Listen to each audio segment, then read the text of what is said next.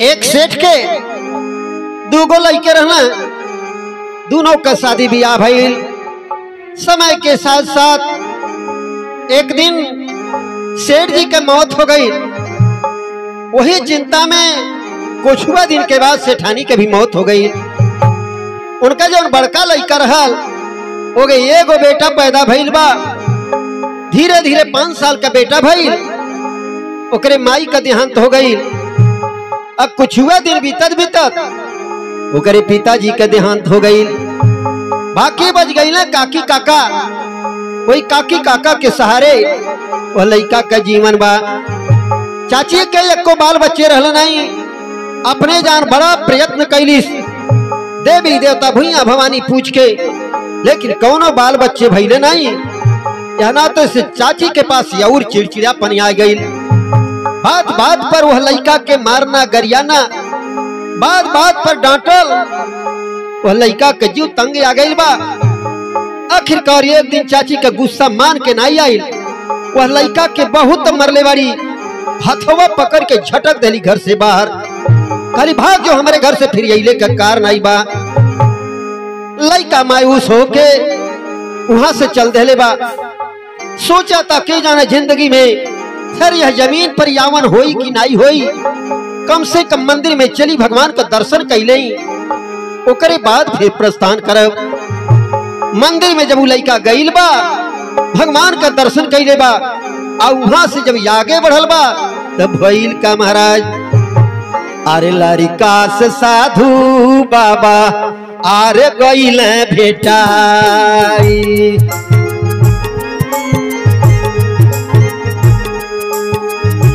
गईल भेटाई हो, गईल भेटाई, लड़का से साधु बाबा गईल भेटाई।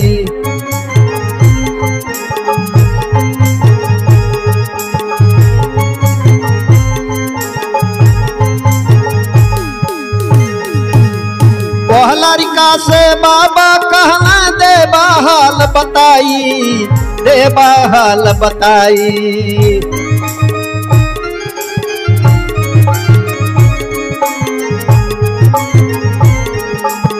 लड़का कर मारल बानी, अरे घर के मारल बानी बाबा। विदेशवा कर आजू ले हली तकाई हो, रहिया में साधु बाबा गईल भेटाई।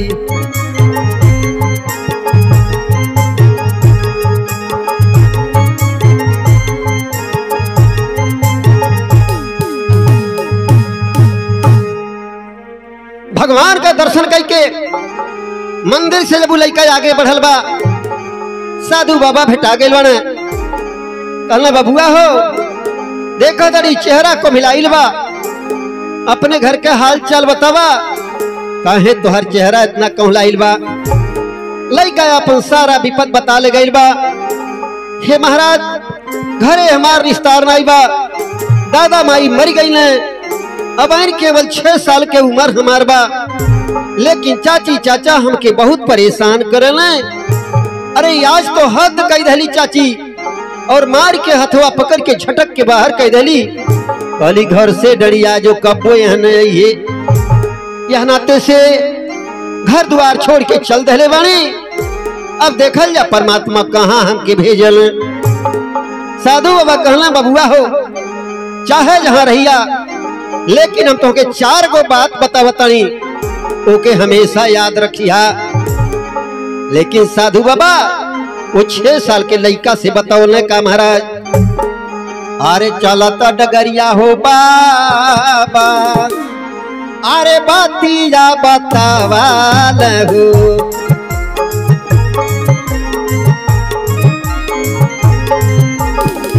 बातिया बतावाल हो बाबा, बातिया बतावाल हो।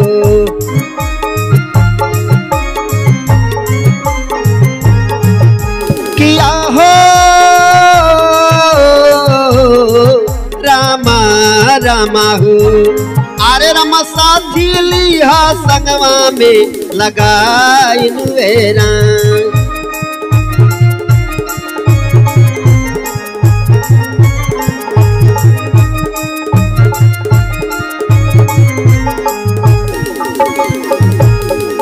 ओ केहू के खिया के बाबू कारी आ भोजन माए बाबू कारी आ भोजन माहू।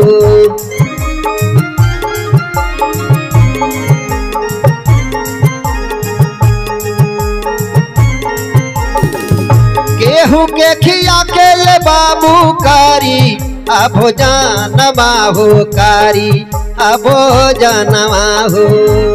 अरे रामया सन झारी लिया तू बिछाई नुएरा।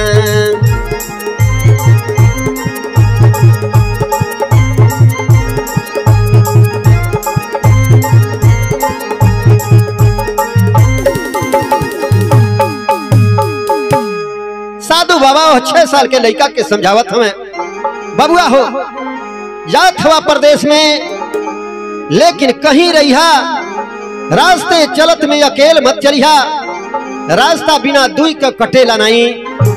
अपने साथ में केहू के न केहू के साथी जरूर ले लिया। नहीं अगर इंसान मिलता तो जानवर ही सही केहू के न केहू के अपने साथ में जरूर लगा लिया। दूसर की बात बतावत हई, कहीं अनजान जगह पर भोजन करे बैठिया तो पहले कुछ न कुछ 2-4 कवर कौनो जानवर के खियाई के ओकरे बाद अपने खैया।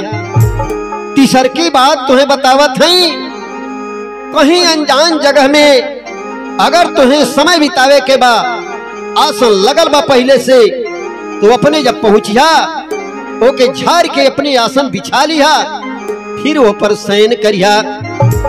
इन बात जब साधु बाबा लड़का के बता देले बड़े, तो लड़कवा कहता बाबा हो 4 बात बतावे के कहले रहला, लेकिन एगो बतिया बहन बाकी रह गई बा, वहू के बता दे। साधु बाबा कहले का महाराज, सीतल मूड़ बना के करिहा सगरो कमावाना।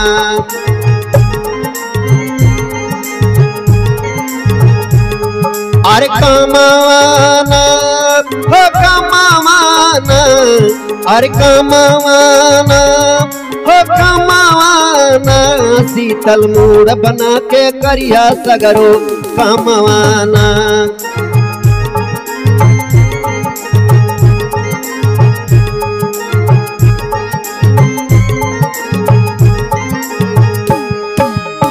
कौनो समैया कौनो दुख में जो परिहा,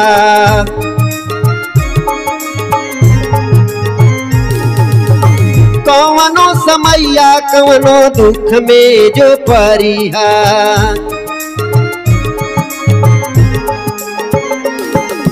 चिंता नहीं करिहा अपने मानवाना, अरे चिंता नहीं करिहा अपने मानवाना, शांति मूड बना के करिया सगरो कमवाना।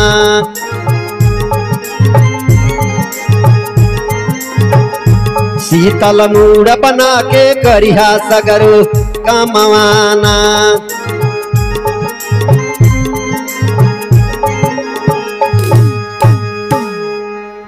बबुआ हो कहीं रहिया, कौनो आफत में अगर पड़ जाइया तो वो से तनिको भर घबराइया ना, अपन दिमाग ठंडा करके सोचिहा के बार बार सोचिहा कि यह मुसीबत से कैसे छुटकारा मिले।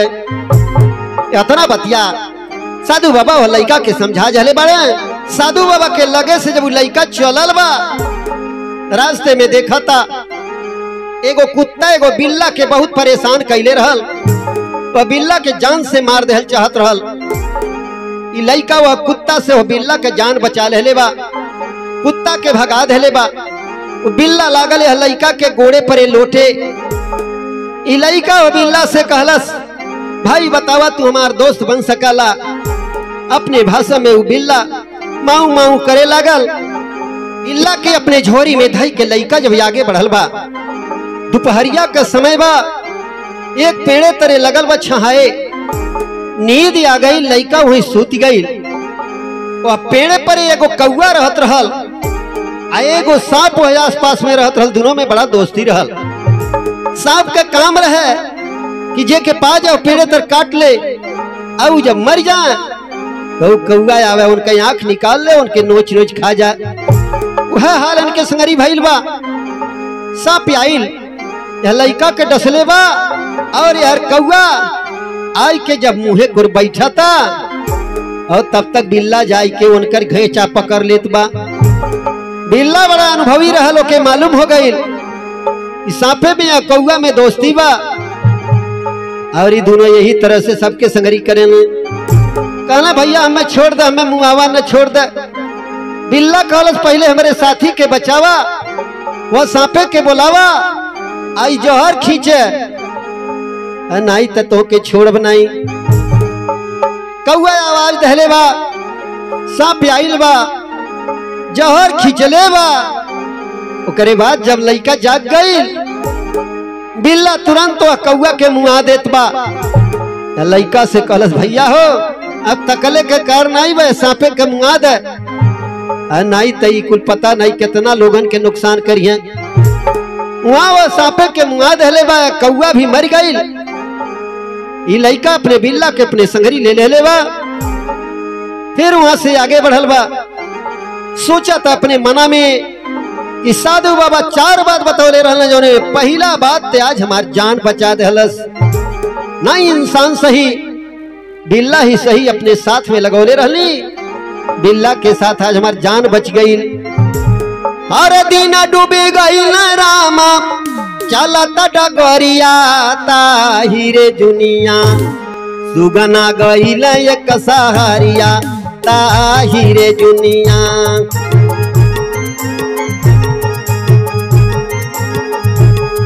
ताहिरे दुनिया होता हिरे दुनिया होता हिरे दुनिया सुगना पहुँचे एक सहारिया ताहिरे दुनिया।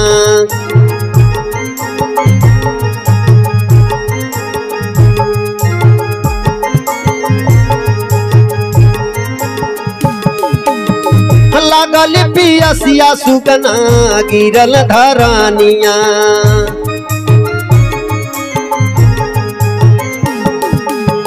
लगल पियसिया सुगना गिरल धरानिया।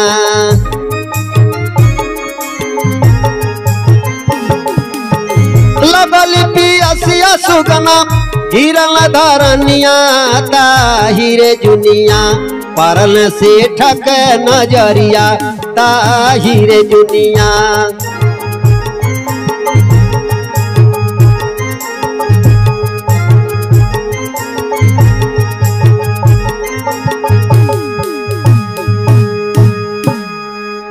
लड़का सारा दिन चलत चलत थक के चूर हो गई रहल, भूख प्यास से बेताब रहल। एक शहर में पहुंचल बा। एक दुकान के सामने चबूतरा रहल। वही चबूतरा पर लड़का बैठल बा लेकिन प्यास से इतना बेदम बा क्योंकि मूर्छा आ गई और वही चौतरा पर ढिमला गई बा। वो चौतरा के सामने जो दुकान रहल वह दुकान का सेठ निकलल बा और आइल वह लड़का के गोदी में उठा ले बा। पानी का छींटा मरले बा। लड़का होश में आइल बा। वह लड़का के खियौले पियौले बा। थोड़ा सा देह में जब होश आइल बा पूछताछ कैले बा। वो सेठ अपने यहाँ नौकरी पर लगा ले बा। वह सेठ के पास उनकर पत्नी रहल। एगो लगभग 5 या 6 साल के बिटिया रहल। अपने घरा लिहल नौकर लगाई। नौकर लगाई हो नौकर लगाई अपने घरा लिहल नौकर लगाई।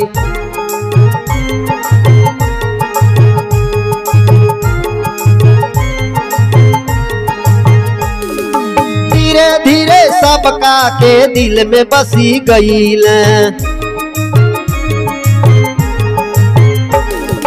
धीरे धीरे सबका के दिल में बस गई।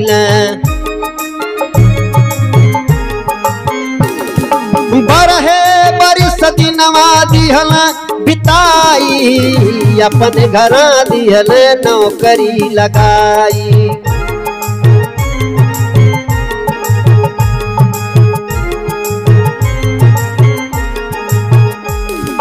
धीरे धीरे 12 बरस का समय बीत गई बा। सेठ का बिटिया सियान हो गई बियाहे लाए। सेठाइन अपने सेठ से कहली का महाराज माई कहे बहिनी के कई द बियाहवा, माई कहे दूनों के कई द बियाहवा।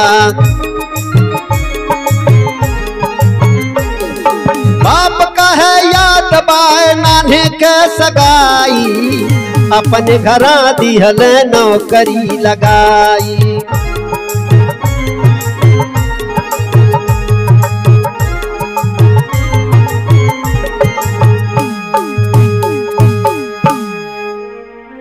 ये लड़का इतना होशियारी के साथ सेठ के यहाँ काम करता कि धीरे धीरे दुकान का सारा कारोबार यह लड़का के हाथ में हो गई। व्यापार में इतना ढंग से बढ़ोतरी भई, सेठ सेठानी का आत्मा गदगद हो गई। सेठानी का विचार रहल कि लड़का से बढ़िया लड़का खोजले कहीं मिली नहीं। पता कैले पर हो लड़का बनिया का लड़का हो, हमहू बनिया हैं। आखिर बेटी के बियाह कहीं खोजे के परी, यही लड़का के संगरी कई दहल जाता बढ़िया बा। सेठ जी कहला तुम्हें याद बा ये हमार बिटिया जब बनना छोड़ कर रहल कन्या में रहल, एक मंदिर में लेके गई रहल, वहां शादी के मंडप लागल रहल। वह शादी के मंडप पर जाय के हमार बिटिया एगो लड़का दोनों जाय के वहां बैठ गई रहले। पता कैले पर पता लागल कि वो बनिया हमहू बनिया। वहां सब लोग ही विचार कैले कि इन्हन का जोड़ी ब्रह्मा जी बनौले बना। तब ते आई के बच्चेपन में ये दोनों आके यहाँ ब्याहे के मंडप पर बैठ गई बने। हमन पचन दोनों जनी वहां तय कई रहली कि जब लड़के सियान हुई हैं तो यही दोनों लड़कन का ब्याह कल जाई। एक तरह से अगर सोचा तो आधा ब्याह वही हो गई बा। सेठानी कहली आज तक केहू हालो चाल लेवे ना आइल। सेठ कहले अरे वो हर से नाई केहू हाल चाल लेवे आइल, तो हम ही कहाँ हर से हाल चाल लेवे गईली। यह नाते से अब हिन गनीमत बा नाऊ ठाकुर के बुलावा और भेजल जब वो सेठ की यहाँ कि अब समय हो गई, लड़के सियान हो गई, 18-19 साल के लड़के हो गई, अब लड़कन के शादी कर देवे के चाहिए। नौवा का जब बुलावा भइल बा, नौवा कहला से महाराज हमारे मेहरारू के बच्चा पैदा होए वाला बा, समय नजदीक आ गइल बा, थोड़ा सा मौका देहल जा, बच्चा पैदा हो जाई, होकर तबीयत ठीक ठाक हो जाई, फिर आपके लड़की के घरे हम चल जाब। ये बतिया जब लड़कवा सुनलस कहलस बाप रे बाप, हमरो बियाह बच्चेपन में तय हो गई रहल, लेकिन आज तक ओके हम खोजबे नहीं कैली, अब हमके अपने घरे जाए के चाहिए। सेठ जी से कहलो से महाराज हमके थोड़े दिन का छुट्टी दे दहल जा, हम अपने घरे जाब, हमार जो तनख्वाह बनल हो हिसाब कई के ओके दे दहल जा। सेठ जी कहले बाबू हो हिसाब कैले पर तो तोहार बहुत ज्यादा तनख्वाह बनता, लेकिन तू ले कैसे जाबा, पहले के ले गईले के व्यवस्था कैले। लड़का तनख्वाह अपन पा गइल बा, बाजार में गइल बा, महंगा सामान यानी हीरा जवाहरात खरीद के एक वैद्य के पास गइल बा, अपन जंग चिरवा के आ वही में हीरा जवाहरात भर के ओके ऊपर से बंद करा देले बा। धीरे धीरे वो जब ठीक हो गइल बा, वहां से अपने घर के रास्ता ले ले रहे बा। अरे सागरो माल छिपाव जांग में रहिया लिहल सिधाई, रहिया लिहल सिधाई।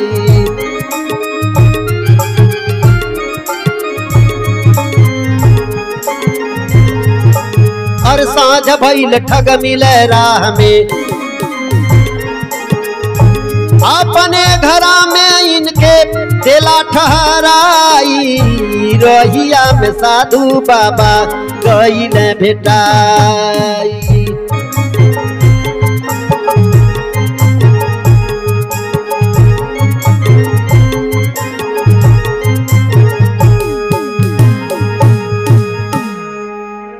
ई लइका यहाँ सेठ के घर से अपने घर के लिए रवाना हो गई बा।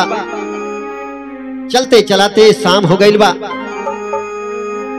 एक घोड़ा गाड़ी पौले बा, वो घोड़ा गाड़ी पर बैठल बा, लेकिन वो घोड़ा गाड़ी जहां कर रहल वहां तक जात जात शाम हो गई, अंधेरा हो गई।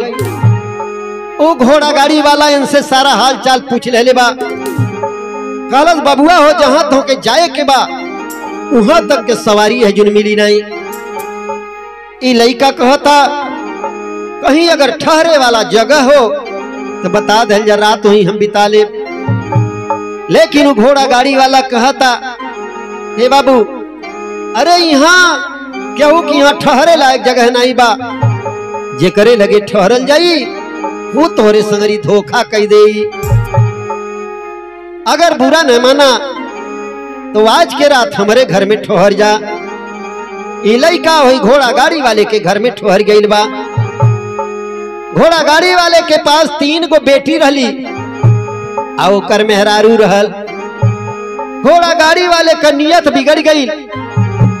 सोच लहली जब इतना दिन 12 बरस कमा के घरे जात बा, एकरे पास बहुत धन होई, एकर जान मार के और एकर धन ले लेवे के बा। घोड़ा गाड़ी वाला अपने मेहरारू के अपने बिटियन के बटोर के आपस में सलाह मशविरा कई रहले बा कि लइका के जान से मार देवे बा, एकर सारा धन ले लेवे के बा।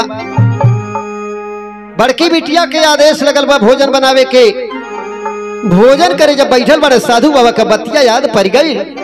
वो लइका कैले का महाराज, अरे अपने बिलारा के रामा अरे दिहल भोजन हो,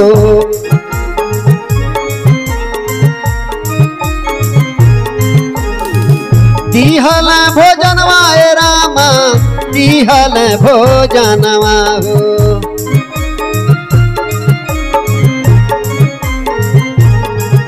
किया हो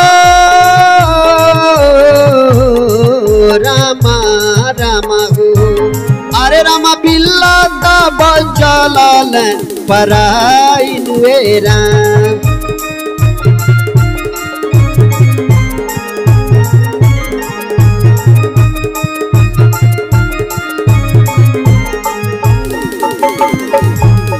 जब सूते गई बाना कैले का महाराज, चादरा उठावे रामा जब 4 पैया से, रामा जब 4 पैया से।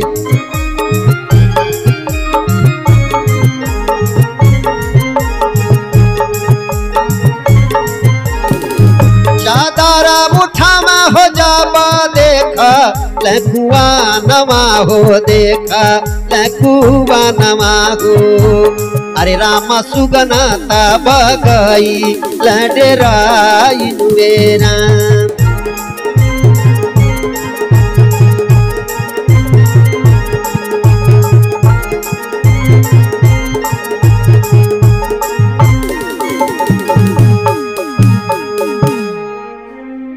भोजन तैयार भइल बा। लोग जब भोजन करे बैठल बना तो ये लइका अपने बिल्ला के पहले खियावता।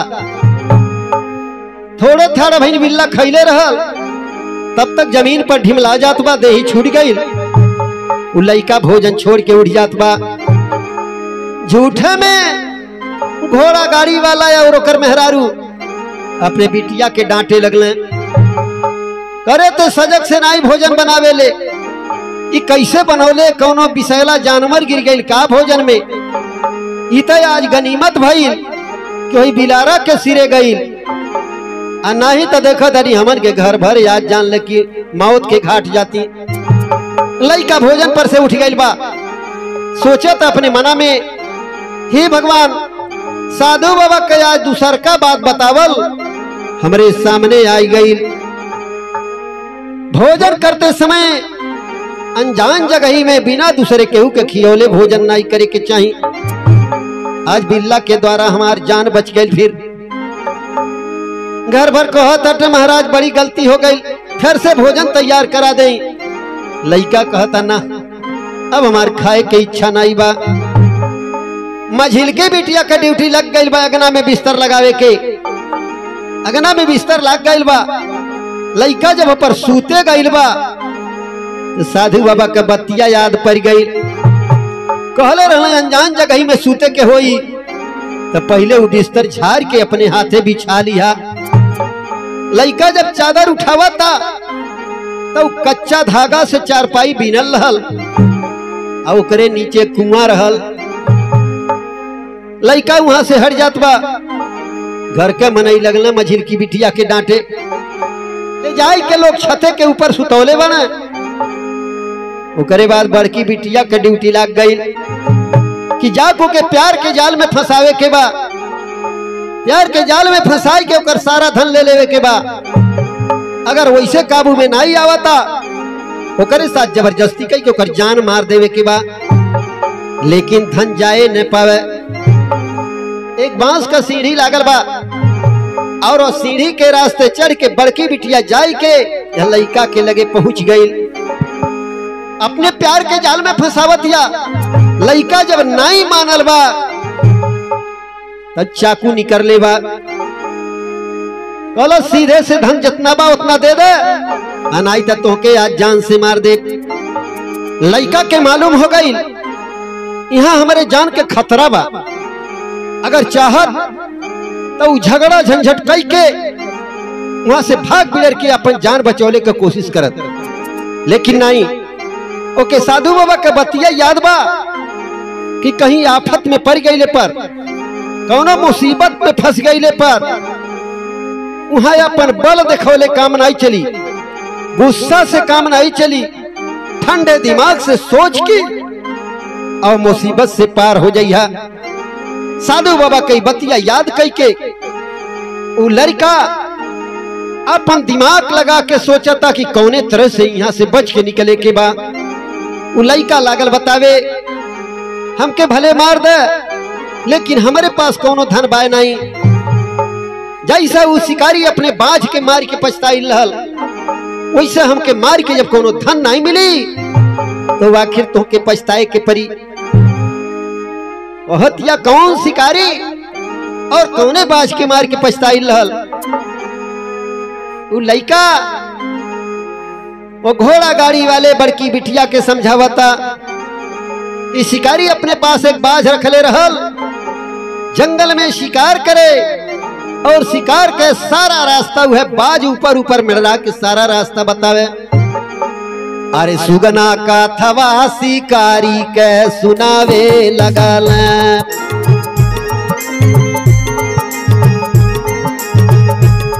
सुनावे लगल, सुनावे लगल, सुनावे लगल, सुनावे लगल, सुगना का थवा शिकारी के सुनावे लगल।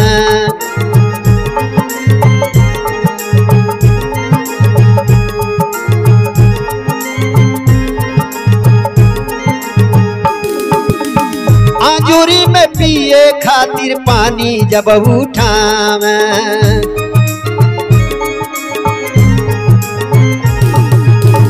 आजूरी में पिए खातिर पानी जब उठावे,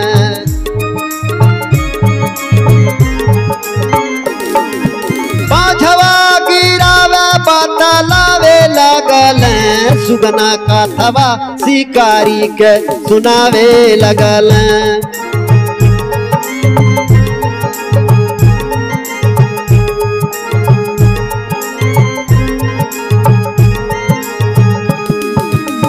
आगे गईल सा पवन के देखल मुआ लगा,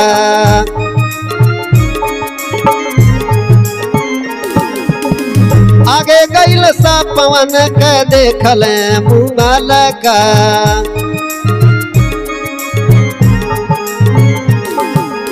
रोआ माथा पीट के बतावे लगल, अरे रोआ माथा पीट के समझावे लगल, सुगना का थवा शिकारी के सुनावे लगल।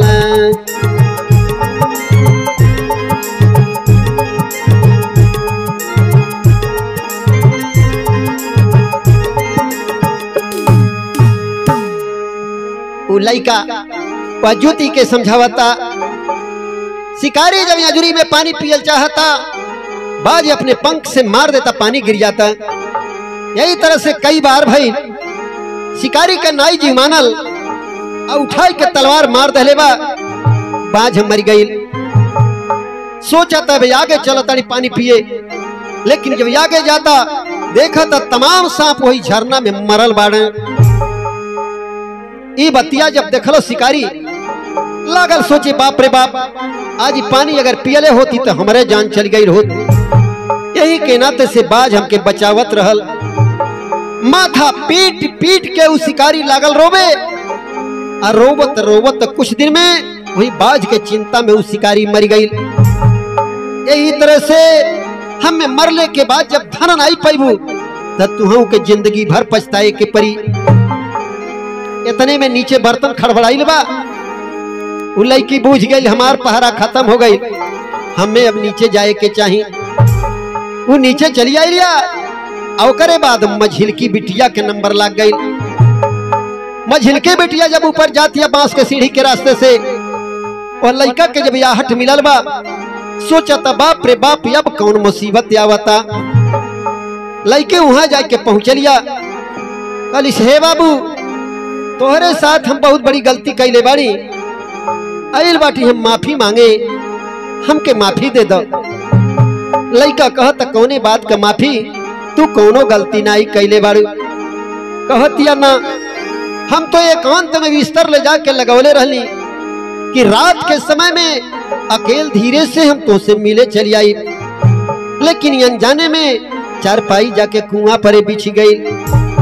और हम जब से तोहके देखले बनी तब से यह विचार में आई गई बनी कि तू कहाँ बड़े आदमी, हम कहाँ घोड़ा गाड़ी वाले के बिटिया, तुमसे बियाह शादी तो नहीं कर पाई, लेकिन कुछ पल तो तोहरे संगरी बिता सकीला। अपने प्यार के जाल में फंसावतिया, जब ओके मालूम हो गई कि मुसाफिर बड़े प्यार के जाल में फंसे वाला नहीं बा, और चाकू निकाल देले बा ओकरे गर्दन पर लगा देहलस।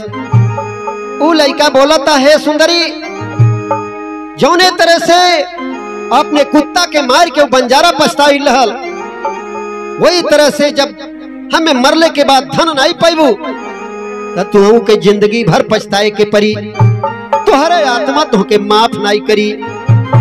उ लड़की बोलिया कौन बंजारा और कौन कुत्ता। उ लड़का लागल बतावे, एगो बंजारा रहल, कुत्ता पलले रहल, ओके बिटिया का बियाह करे रहल, धन के कमी रहल, कौनो सेठ के यहाँ गइल बा, और अपन कुत्ता वो सेठ के यहाँ गिरवी रख के वहां से कुछ पैसा ले आयल बिटिया के बियाह करे के। वो कुत्ता वह शेर के घर के रखवारी करे खातिर लाग गइल बा। एक दिन सेठ के घर में रात का चोरी भई, अपने जान कुत्ता को भूखा था, आवाज लगावता, लेकिन केहू जागल नहीं। वो चोर कैले का महाराज, अरे पूर्व दिशा में चोरवे मालावा छिपावे, ताहिरे जुनिया लोगवा सोरवा यारे मचावे, ताहिरे जुनिया।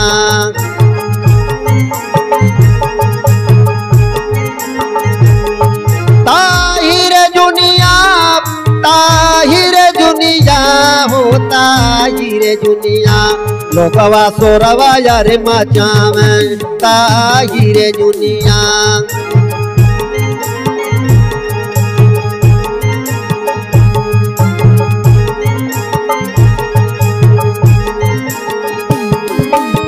धोतिया पकड़ के कुकरा खींच के ले गईला,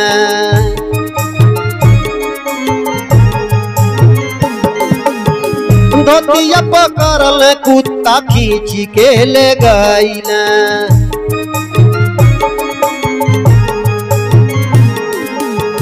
धोतिया पकड़ल कुत्ता खींच के ले गईला, यार ताहिरे जुनिया सागरो मालवा पकड़ावे, ताहिरे जुनिया।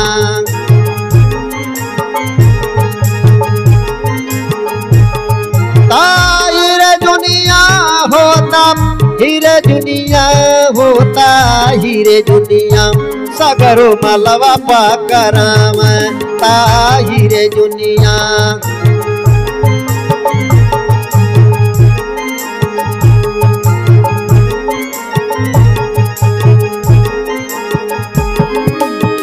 चिट्ठिया लिखा के सेठऊ गले बीचे बांधल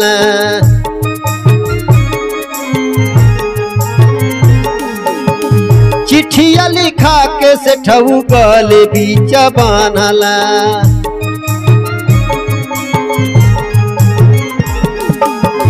चिट्ठिया लिखा के सेठऊ गले बीच बांधल ता हीरे दुनिया भेजल अपने भवनवा ता हीरे दुनिया।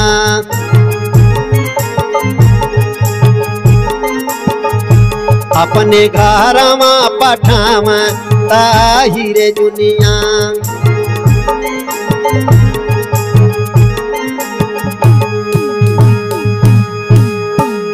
केहू नहीं जागल बा चोर सारा माल गांव के पूरब ले जाके एक जगह गड्ढा खोद के वही तोपी दहले बन और कुत्ता वह चोरन के आगे पीछे लगल बा सारा कहानी जानता। सवेरा भइल जब हल्ला भइल चोरी हो गई वो कुत्ता शेर जी का धोती पकड़ के खींच के ले जाता जौने जगह पर माल गाड़ल रहल वह जगह पर ले जाए के और अपने पैर से लागल बा खुरछारे नया खोदल माटी रहल अब के लोग हटौले बना सारा माल वहां मिल गई। सेठ के दिमाग में आइल कि जितना कर्ज वो बंजारा लेके गईल बा हमार आज ही कुत्ता सारा कर्ज पटा दहलस और आज के हमें मुक्ति दे देवे के चाहिए। एगो चिट्ठी लिख के वह कुत्ता के गटई में बांध दहले बा और कुत्ता का पीठ ठोक दहलस कहलस हमारे यहाँ से तू मुक्त बाटा चल जा अपने मालिक के पास। और कुत्ता अपने मालिक के खोजत जाके पहुंच गई बा कुछ दूर के लम्हे रहल तब बंजारा देखले बा तो कैलस का महाराज अरे नजर पड़ल बा बंजारा का भाला दिया चलाई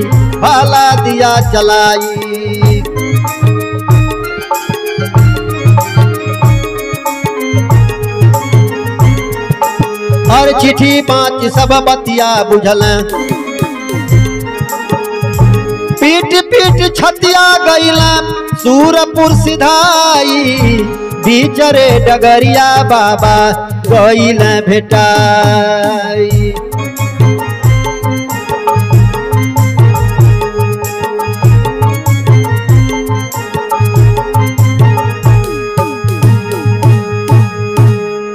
हे सुंदरी वो कुत्ता जब यहाँ से गईल बा बंजारा के पास में कुछ दूर के लम्हे रहल बंजारा जब देखा था बंजारा अपने मन में सोचा था कि कुत्ता हमार नाम बोल दहलस आज से केहू बंजारा के बाती पर विश्वास नहीं करी। हम पैसा लेके गई होती है के छोड़ा के ले आई होती लेकिन बीच में ही खाए के नहीं पौलस मालूम होत बा उस सेठ की यहाँ से भाग आई और तुरंत गुस्सा नहीं मान के आई भाला चला दहलस वो कुत्ता के भाला लागल और कुत्ता तुरंत गिर गई स्वर्गवासी हो गई।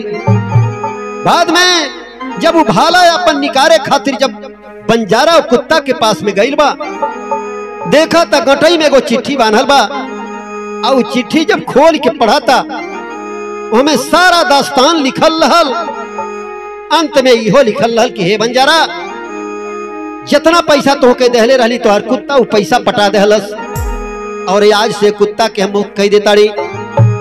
ये बतिया जब बंजारा जान पौले छाती पीट लगल कारण कई रोवे और रोवत अपन जान दे दहलस वही तरह से हे सुंदरी हमके मार देबू एकरे बाद जब माल कुछ नहीं पैबू तो तू के अंत में जीवन भर पछताए कि अंत में मर जाए के परी।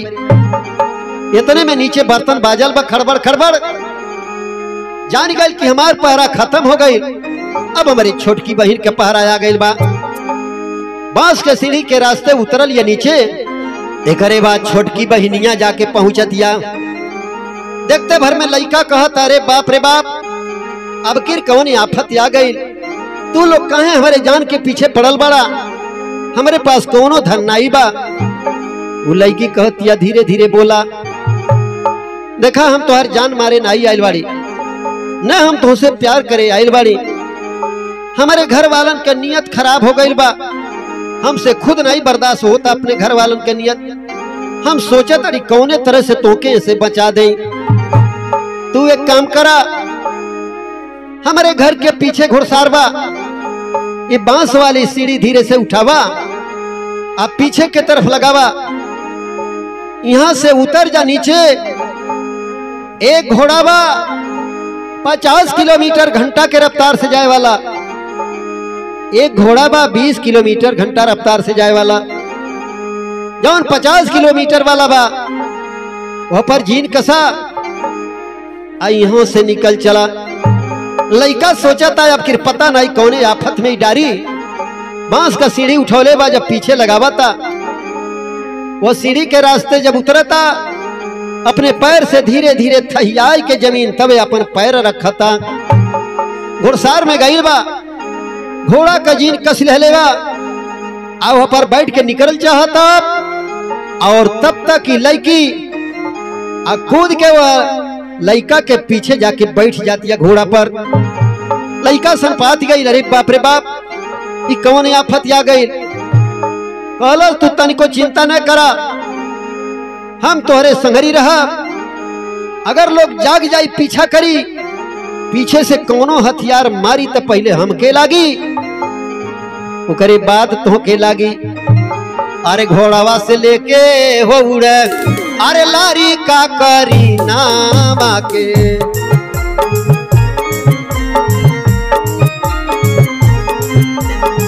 लारी का करी नवाए रामा, लारी का करी नवा के।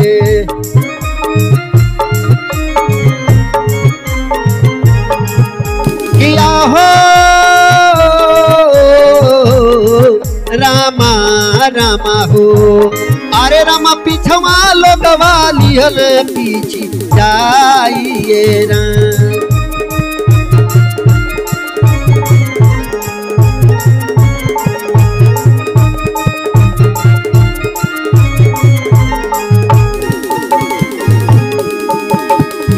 बोलेली करिन माए रामा नीचा माहू तारा बा हो, नीचा माहू तारा बा।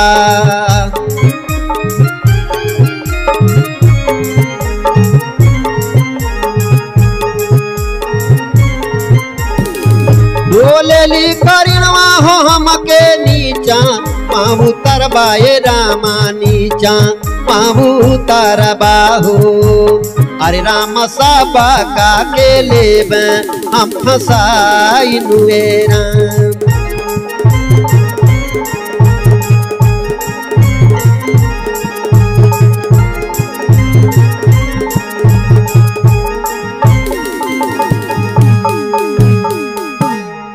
लड़का घोड़ा पर वह लड़की के बैठा के लेके उड़ल बा। रास्ते में जब लड़का गईल बा, पूछा था हमें बचावे खातिर काहे तू ना कोशिश कैलू। लड़की कहतिया हमार विचार बा, आखिर हमें कहीं बियाह करे के बा, तो से बढ़िया नेक इंसान मिली नहीं।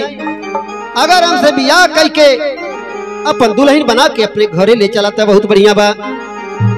लड़का अपन सही बात बता देता, हमार बियाह बच्चेपन में हो गई बा, हम जब बियाह करब तो वही से बियाह करब, और ना ही ओसे ना ही बियाह होई तो हमें मर गई के ठीक बा।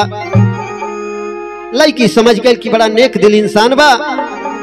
बोलस ऐसा बात बा तो के हम जबरदस्ती नहीं करब, तू गलती कैला। जौन कम रफ्तार वाला घोड़ा रहल तौने के ले लेला, जौन तेज रफ्तार वाला घोड़ा रहल ओसे हमार दादा आवतन तो के पकड़ ली हैं। तोहरे राज के सीमा भाई दूर बा, है ना, तो सबसे बढ़िया भी बा घोड़ा ही रोक के हमके नीचे उतार दे, तू लेके निकल जा। अगर वो लोग आ जाई हैं तो कुछ टाइम उन्हन पचन के फंसा ले हम। वो लड़का और लड़की के नीचे उतार दे बा, अपने आगे निकल गए बा घोड़ा लेके। वो लड़के जब जमीन पर उतर लिया, जमीन पर लौट के आगे भर धूल पोत रहले बा।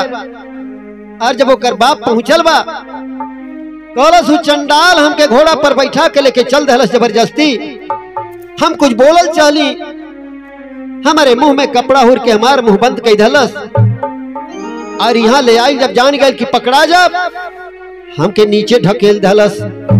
वह लड़की के लोग उठा ले बने और फिर वह लड़का का पीछा कैले बने, लेकिन जब तक वह लड़का के पावा तब तक लड़का अपने राज में पहुंच गई रहल। वहीं से ये घोड़ा गाड़ी वाला इंसान जो रहल तन वापिस आ जाता अपन सेना लेके। लड़का अपने गांव में जब पहुंचल बा सोचा था पहले चाचा के दुकानी पर चली, अगर चाचा तनिको हमारे साथ सहानुभूति दिखाई है तब तो हम घरे चलब, और नहीं तो यही से वापिस हो जात। चाचा के दुकानी ले जात जात भूख प्यास से बेताब रहल, लेकिन गस खा के वहीं गिर जात बा। गस खा के गिरी गईला चाचा के समना,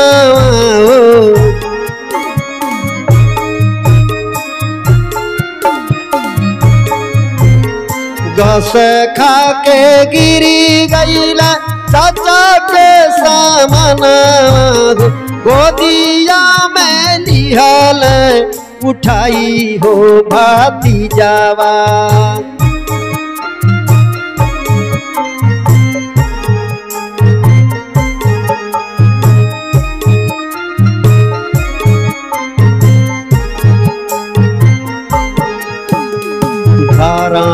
ले गईल परल चाची के नजरिया हो,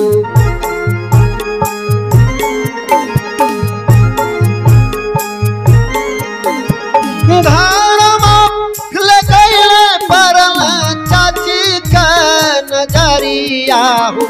छाती पीटी रोवे माफ कैलस मोर भतीजावा।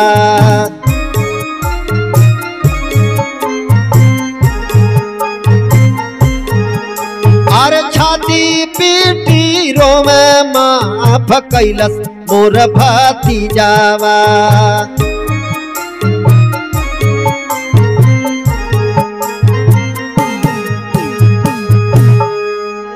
लड़का के घर से चल गईले पर कुछ दिन बीत गई, जब उनके चाची के एको बाल बच्चे जब नाई भइले, धीरे धीरे समय बीते लागल। बार बार यही बाती की याद आवे, हमार हथवा काहे नाई टूट जात बा, काहे हम अपने लइकवा के मरली इतना, मार के घर से बहिरा दहली। लइका हमारे अब लागत बा कबो जिंदगी में हमारे घरे आई नहीं। धीरे धीरे उनके चाची का हाल बेहाल हो गई लहल, दिमाग खराब हो जात रहल, तमाम बीमारी हो गई लहर। वही लइका के चिंता में जब पहुंचल बाना सेठ, ए सेठानी हई देखा तारू के आइल बा। उनका चाची कहलिन केहू आइल होई, केहू के आइले से हमके का मतलब बा, जब हमार लइका नाई आवत बा, हमार हाथ काहे नाई टूट जात बा, मार के लइका के हम बहिरा दहली। इतने में लइका जाई के और चाची के गोड़ छुअता, चाची हमें आ गईली। देखते भर में चाची सीना से लगा लेली, बबुआ हो हम तोहके बहुत दंड देत रहली, हमके माफ कई दे, अपने मुंह से कह दे चाची हम तुम्हें माफ कह दहली। लइका से अंत में वो चाची कहवा लेली। जब लइका कहले बा कि चाची तुम्हें हम माफ कह दहली, तब वे जाए के उनके चाची के संतोष भइल। इनके घरे पहुंचले के कुछ हुए दिन के बाद जौने सेठ की हई नौकरी करता वहां से नाउआ के पहुंच जात बा। और नौआ के जब देखले बा लइका तो चिन्ह गई, कहला से नाउ ठाकुर देखा भाई तू तो हमें चिन्ह गईला, वो नहीं कि हाँ हम नौकरी करत हनी, लेकिन ये बात केहू से बतैया न। ई लइका अपने पास से कुछ घूस खिया देले बहु नाउ ठाकुर के, ई बात कहीं आउट न होए पावे कि जवन लइकवा तोहरे की यहाँ नौकरिया करत रहल, और वह लइकवा वह बा नाउ ठाकुर अपने घरे गईले। बियाहे का दिन तय हो गई, और बियाहे के दिने भइल का महाराज, दुल्हा बनी गईले वो हीरे दुआरिया।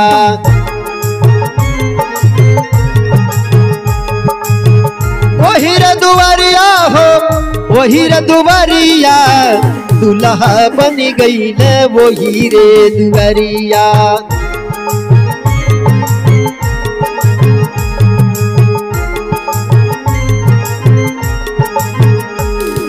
मनवा मगन भइल देखे जब चेहरवा, मनवा मगन भइल देखे जब चेहरवा।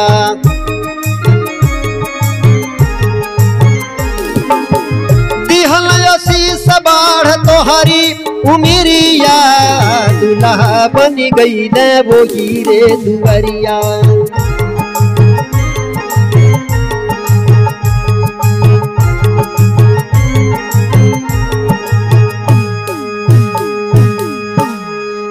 बियाहे के दिने लइका दुल्हा बनल बा बारात साज के।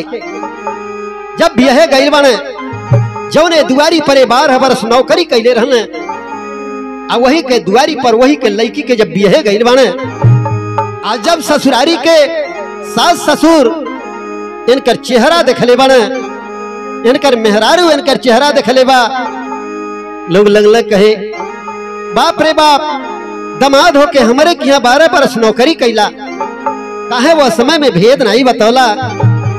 लेकिन कहना ऐसा स्थिति रहल, भेद बतावे लायक नहीं रहल। लड़की लड़का के शादी भइल, देख के सब बड़ा खुश भइल, दुल्हन का महतारी बड़ा खुश भइली। यही लड़कवा से तो हम बियाह कैल चाहत हनी अपने बिटिया के, लेकिन हमार वाली भी हो गई और हमरे दुल्हा वाली भी हो गई। शादी भइल, लड़की के विदाई भइल अपने ससुरारी में आई के, और लड़की खुशी खुशी से अपन दिन बितावे लगलिया। अरे भाई विदाई बकरीना का ससुरा पहुँच जाई, ससुरा पहुँच जाई।